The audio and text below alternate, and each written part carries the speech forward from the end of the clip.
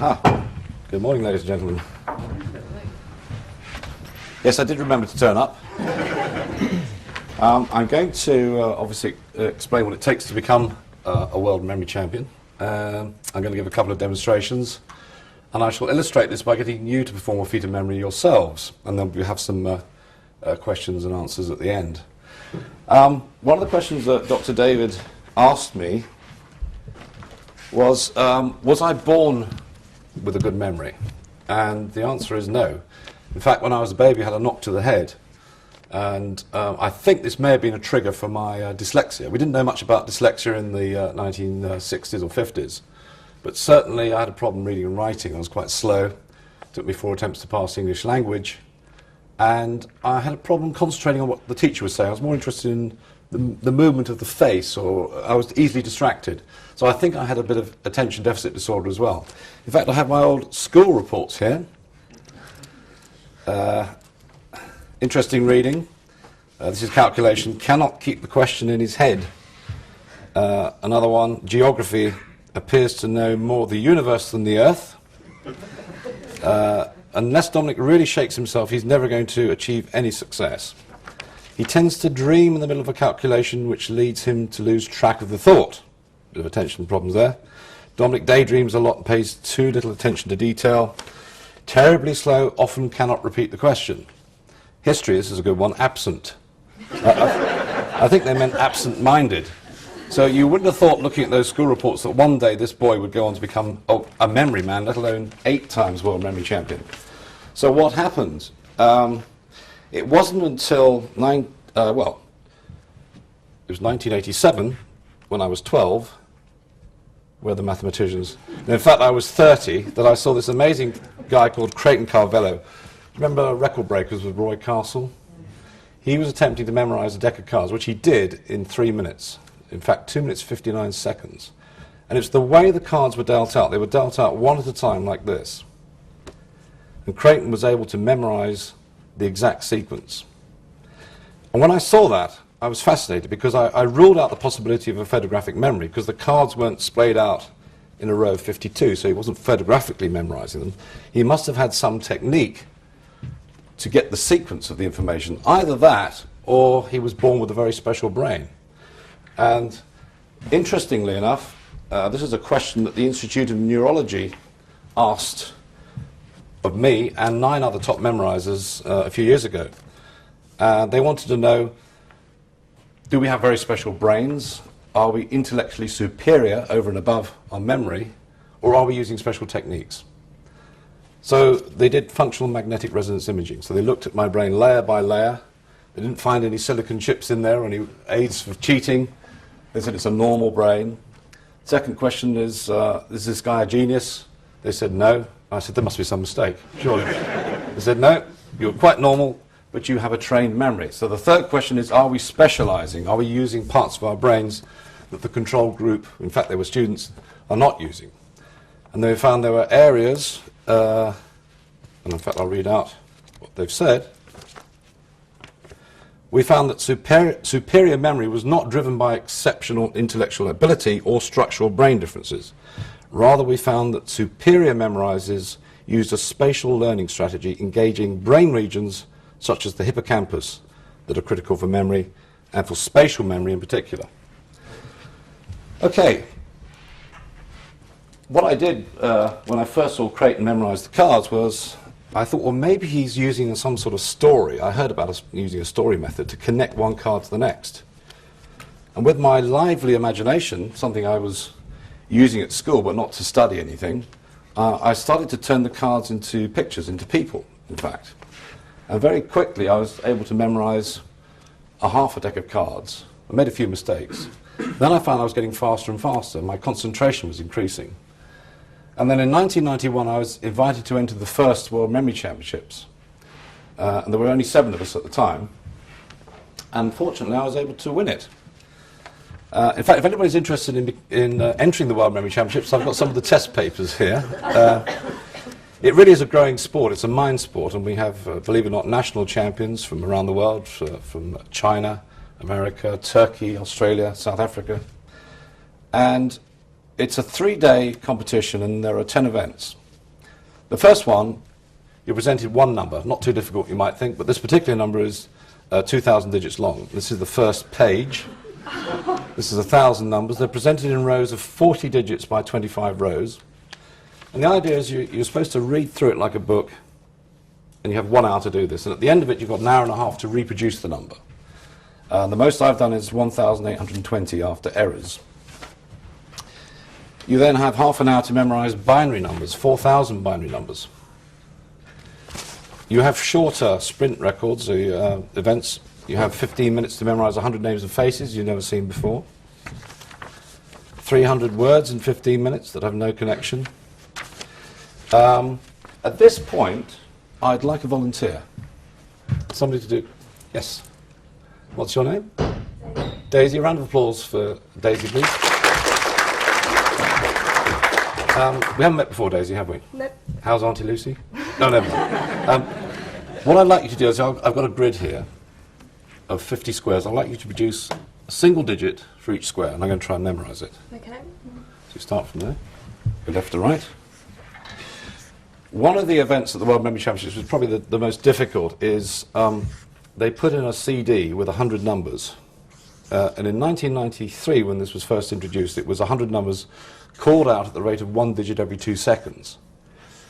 And at the time, the psychologists were saying, well, that you can't memorize more than about 15, 20 digits. In fact, the short-term memory span is about 7 to 9 units. And I was able to disprove that. I memorized the 100 digits in one hit. So then they made it more difficult. They did it 1 every second. And the current record is 196 digits. This is held by the current champion, a guy called Clemens Mayer. So what they do is they put in the CD, and if you happen to memorize the 100 digits, then they put in another 150, then 200, and so on. So what Daisy's doing now, preferably sometime today, will be finished, Daisy, in your own time. Daisy, if you would like to, could you read out the number when you're finished? And I'm going to attempt to memorize this, and you can try this as well. See how many you can do. So it requires 3 things, really. The use of imagination, which is something that you've all got, brainwave control, concentration, and places. I use a journey. Okay, Daisy, I'm going to start off very slowly, and then we'll build up a bit of speed. So when I tap the flip chart, if you just give me the first number. So here we go. 7, 3, 4, 6, 9, 0, 1, 7, 8, 3, 5, 2,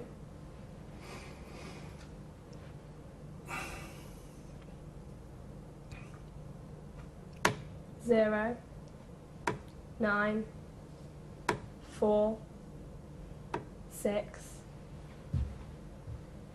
3, 9, 1, 3, 0, 1, 7, 8, 6, 4, 2, 3, 9, 0, 1, 7. You've had that sequence before. 9017. Okay. 8, 3, And that one. Trying to make it easy for me, aren't you? 7, 9, 6, 2, 3, 7, 6, 0, 7, 9,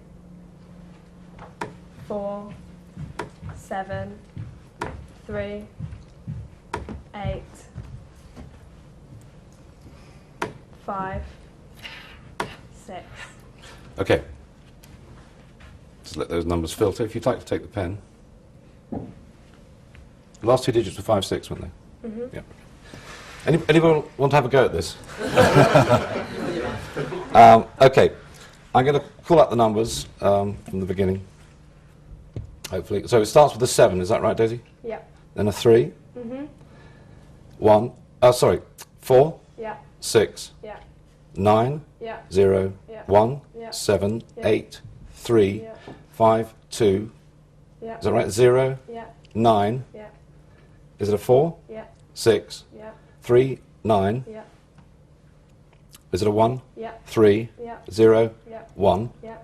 If you'd like to put a line after that 1 now, what I'm going to do is I'm going to try and go from the end back to that number. So we'll start with the last digit, which was a 6. Is that right? Yeah. 5. Yeah. Then it's an 8, Yeah. 3, Yeah. 7, Yeah. 4. Yeah.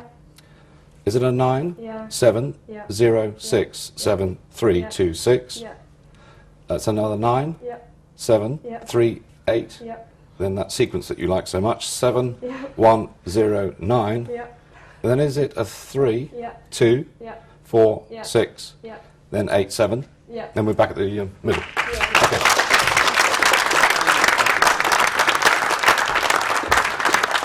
Now, the interesting thing about that is I will have that number in my head for as long as I like. So if you ask me at the end of the lecture, I'll be able to go through the number backwards and forwards tomorrow morning, next week. Probably after about a month, it'll begin to fade. There's a rule of 5. If you review it once, and then the next day, then the next week, the next month, and 3 months later, it really goes into your long-term memory. What I'm effectively doing now is I seem to be bypassing my short-term memory. I'm putting it straight into my long-term memory. And I'm doing that by using those ingredients, using location, association, imagination. But I'm also able to get into the right state of mind where I can see these pictures very clearly.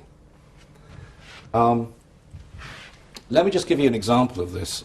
Imagine going back to your old school and looking at the front gates, and they've gone digital. So there's a time on there which says 2:15. So it says 14:15.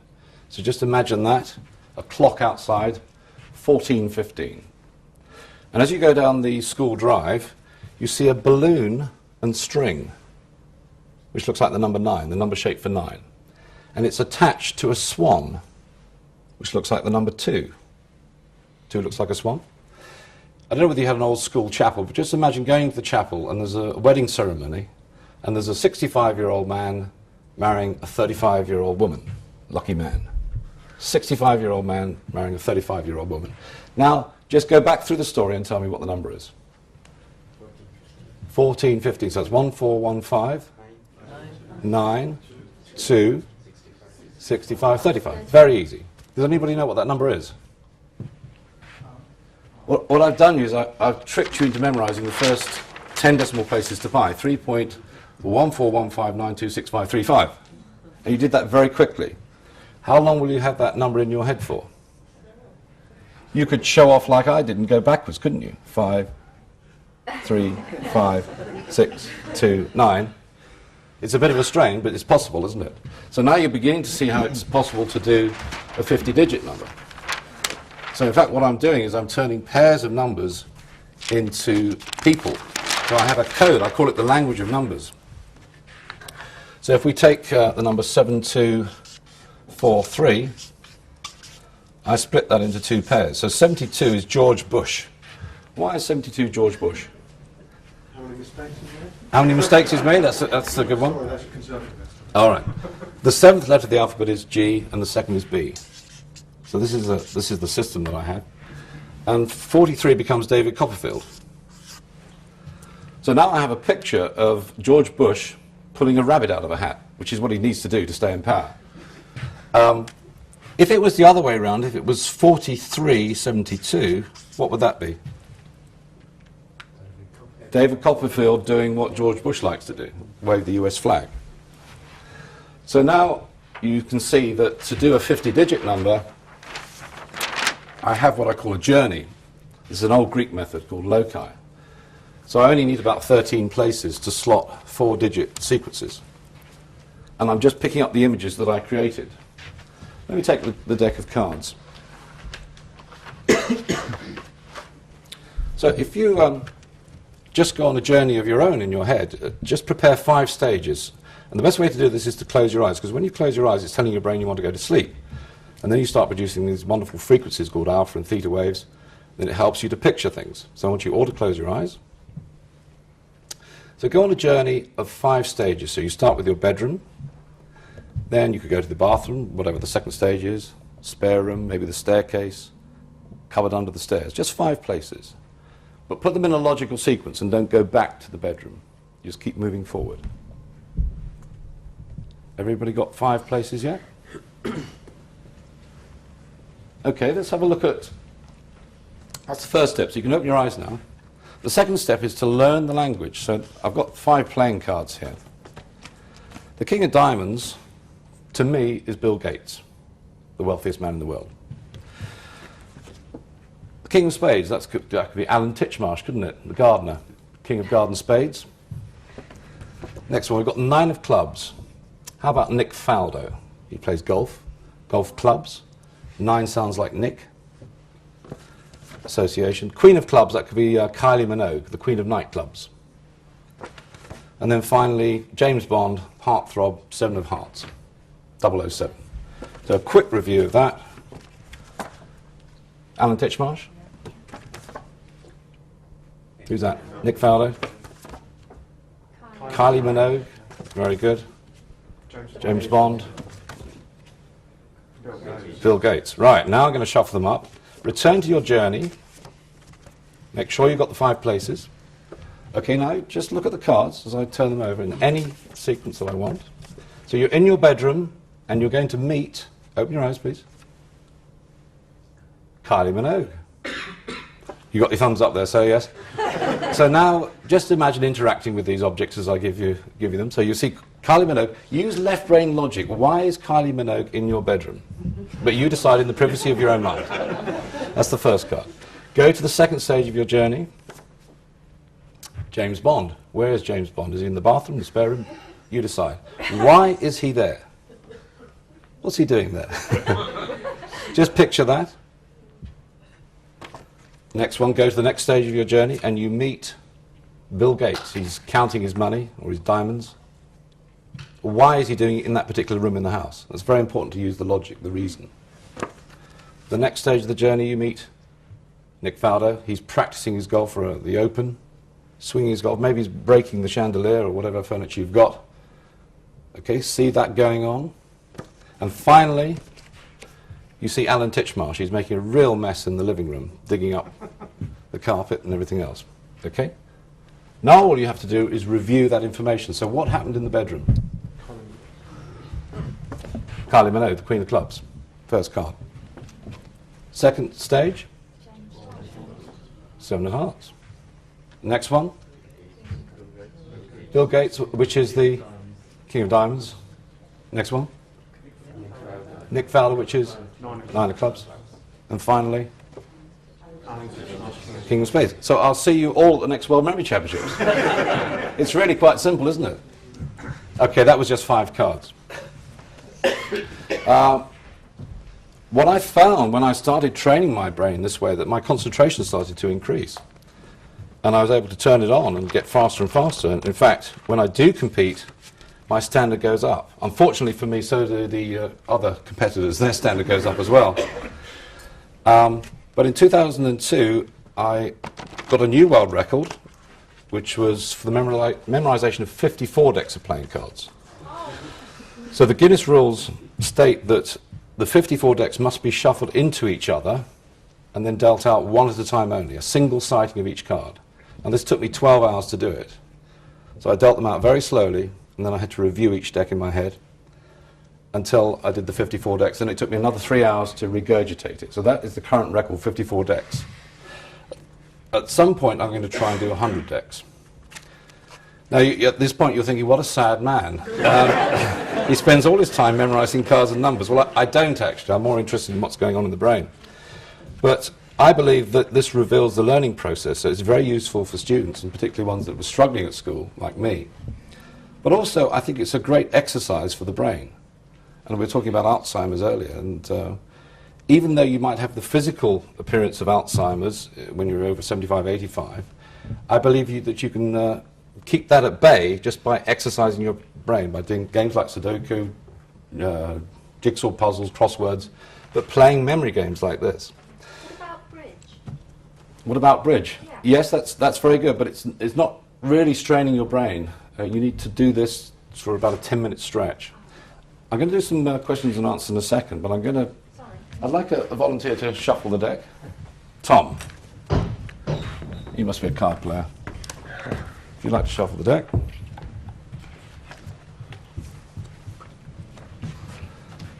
I'm going to try and beat Creighton's record of 2 minutes 59 seconds with one error.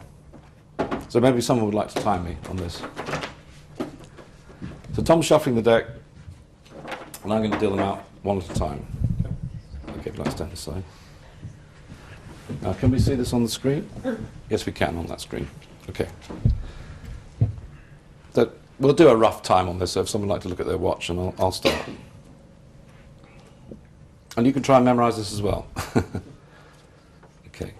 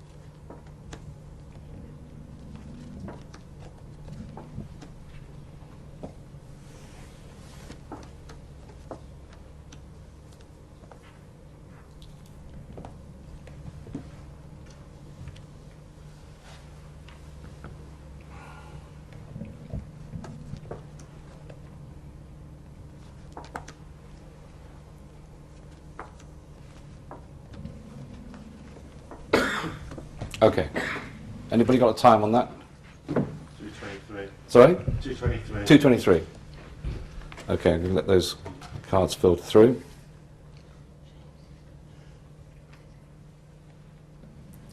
All right. I'll turn my. I'll move over here. So if you'd like to deal the cards, I'll name them out one at a time. Okay. The first card is the two of spades. Then the jack of clubs, the queen of hearts. Is it the jack of spades? 10 of hearts, king of spades, is that right? 8 of hearts, 6 of clubs, the 9 of hearts, ace of diamonds, the 4 of hearts, 5 of hearts, 6 of diamonds, the ace of clubs, I think it is. Yeah, the queen of spades, then the ace of spades, king of diamonds, 2 of clubs, the 7 of spades, 7 of diamonds, king of hearts, 4 of diamonds, the 7 of hearts, is it the 4 of clubs? 10 of diamonds, queen of diamonds, 3 of diamonds, then the 5 of clubs, then the ace of hearts, 8 of diamonds, another 8, the 8 of clubs, And then another 8, 8 of spades, is that right? Yeah. 2 of hearts. Jack of diamonds. We got the Queen of clubs, 10 of clubs. Then the 9 of diamonds, 5 of spades, is that right? Then the 6 of spades, 6 of hearts, 2 spades coming up, the 3 of spades, sorry, the 4 of spades. No, it's not the 4 of spades. It's the 4 of spades, 3 of spades. Have I got the right way around? Yes. Yeah. 3 of clubs. Then the Jack of hearts, the 7 of clubs, 10 of spades, 9 of clubs, 2 of diamonds. Is it the 5 of diamonds, 3 of hearts, and then the King of clubs, and 9 of spades?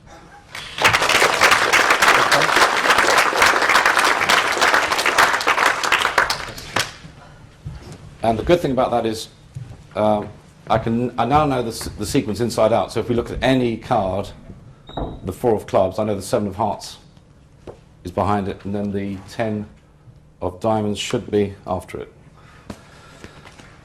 A good trick, that.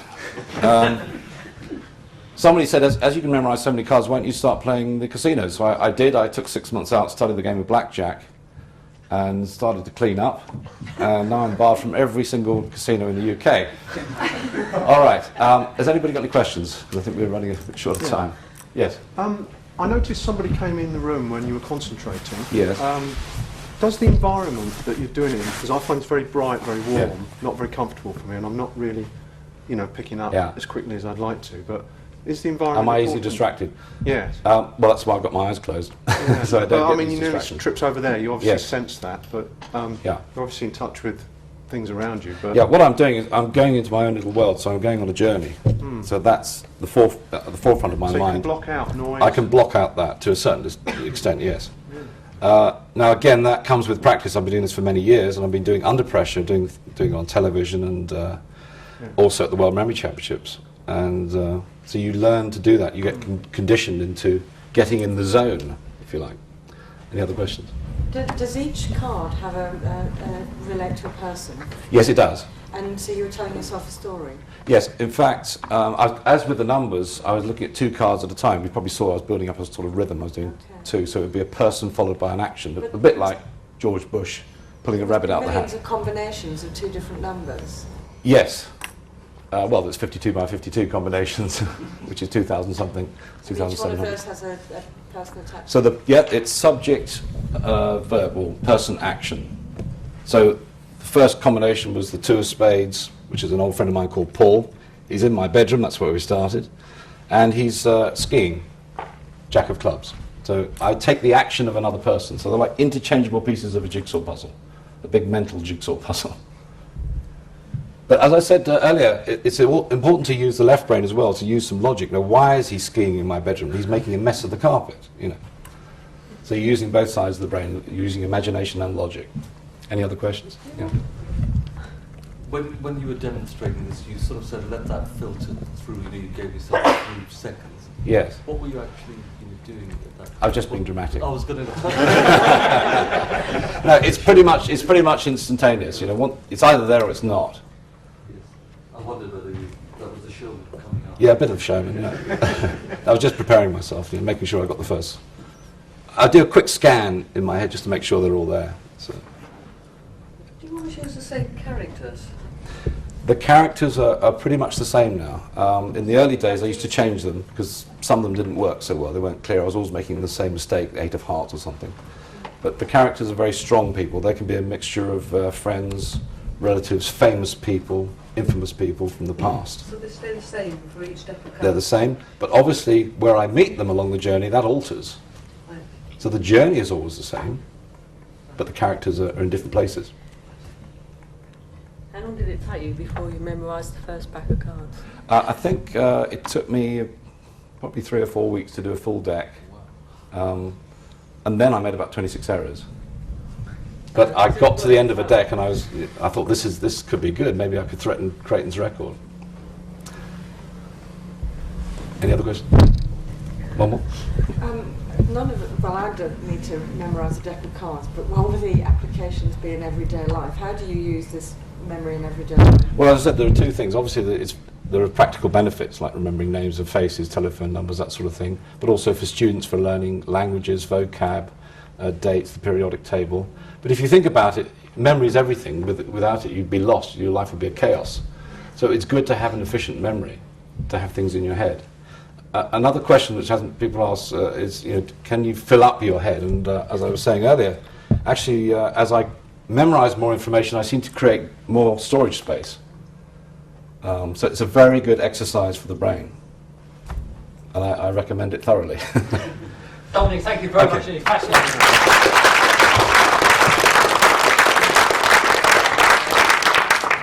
Well, that was very impressive and also very instructive, because basically the techniques which Dominic uses are the techniques which I'm going to be teaching you today, with a few little wrinkles which have resulted from our research. But as you see, you could all, if you wish to do so, if you want to put in the time and the effort, develop a memory as powerful as Dominic's. Now, I mean, I think for most cases we wouldn't actually want to spend, I personally wouldn't want to spend 12 hours memorising 54 packs of cards. But, we all of us could do that if we wish to do so. So we're going to start off now and looking at some of the technical aspects of brain and memory.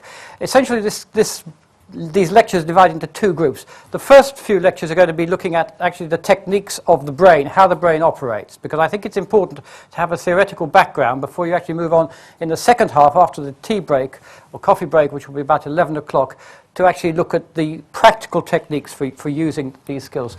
In my next lecture, Understanding Your Memory, I'll be discussing brain function and explaining how, by adjusting your brain waves, you can put yourself in a state of mind which will greatly aid memory and recall.